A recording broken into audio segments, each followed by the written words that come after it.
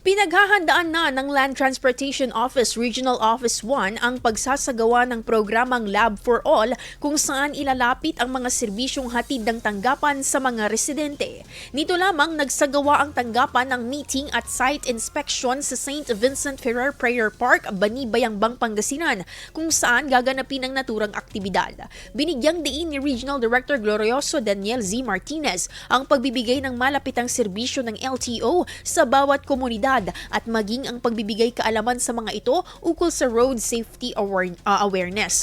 Ilan sa mga serbisyong maihahatid ng naturang aktibidad ay libreng theoretical driving course, distribusyon ng motorcycle for hire plates sa mga miyembro ng Tricycle Operators and Drivers Association o TODA at marami pang iba. Ang Lab for All ay naglalayon na mailapit sa mga komunidad, lalo na sa mga lugar na may limitadong access sa serbisyo ng LTO at mapaigting pa ang pagbibigay kaalaman ukol sa kahalagahan ng responsible driving at road safety.